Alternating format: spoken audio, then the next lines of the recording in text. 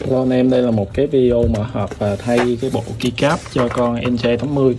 Thì sau cái video sau test kia thì mình đã có thể tháo cái bộ GTK xuống và build cái bộ keycap mà mình muốn cho con NJ80 này. Thì bởi vì đây là một cái con cây trắng và nó khá là phù hợp với lại cái bộ này. Như là mình có mua thêm mấy cái này gọi là cái gì mà mình cũng chả biết nữa, như gọi là artisan hay sao.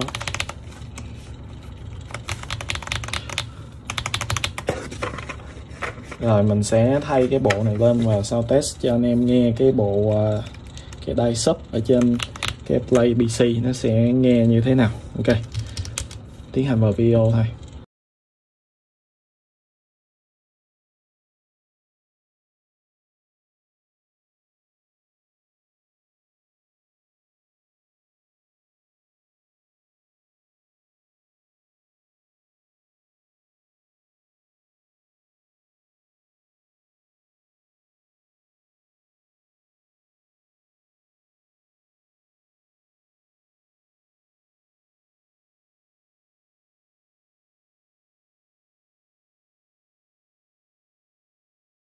Cái bộ này nó có một số cái vấn đề như sau, là cái phần màu xanh lá của nó đai sub nó hơi bị ngả màu đó, anh em có thể thấy cái phần đai sub của nó hơi bị bạc ở cái phần chân.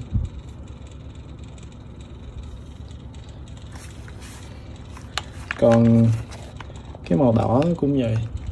Thì thường mấy cái bộ đai sub bên Tàu thì giờ nó đều bị cái tình trạng như vậy, nó bị lợt ở cái phần chân. Còn cái phần keycap artisan này thì không biết là do switch của mình hay là do keycap hoặc là mà một số con nó hơi bị lỏng cái chân stem. Thì cái này anh em khắc phục bằng cách là lấy cái màng bọc thực phẩm, cái màng PE anh em chêm vào trong cái chân keycap, là anh em để lên trên cái đầu stem xong rồi anh em ấn cái keycap lên. Còn cái này thì mình thấy nó vẫn giữ tốt nên là mình sẽ không chêm để tránh làm rộng cái lỗ stem. Thì đây là một cái bộ keycap khá là đẹp và hợp với lại cái con case màu trắng của mình. Rồi mình sẽ tiến hành mình sao test.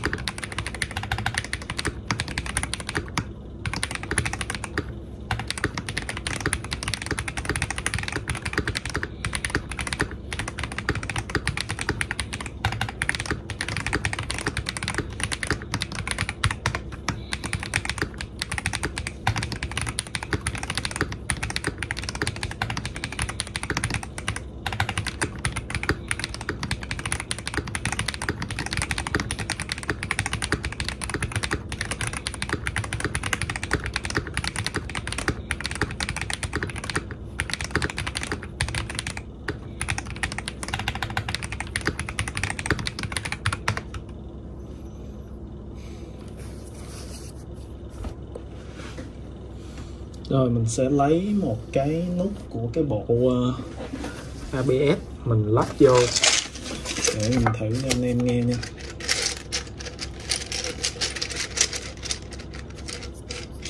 Thì mình sẽ đặt nó ở một cái vùng mà nó ít bị loạn tiếng nhất, đó là cái hàng ở dưới cùng.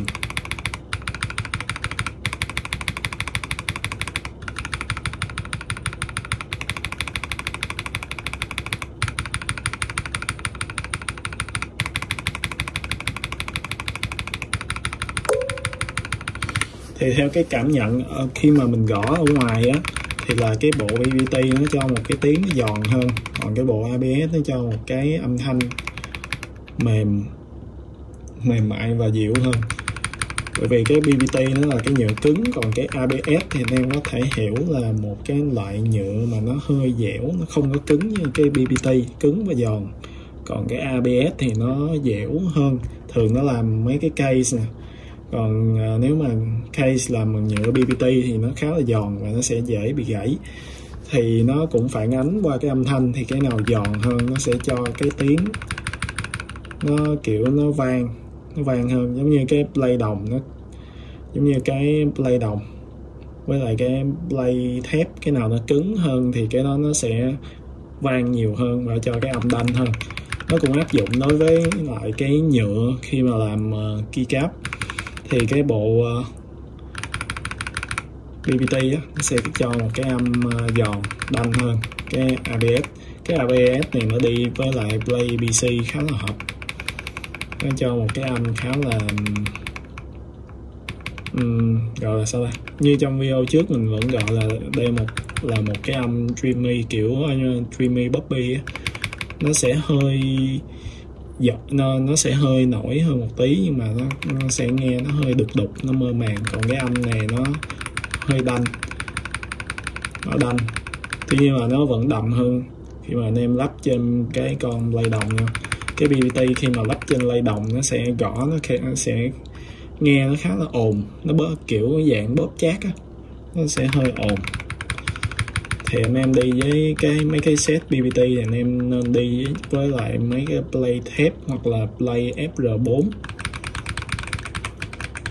Còn khi mà anh em chơi play đồng thì anh em nên chơi cái ABS cho cái tiếng nó mềm hơn chút.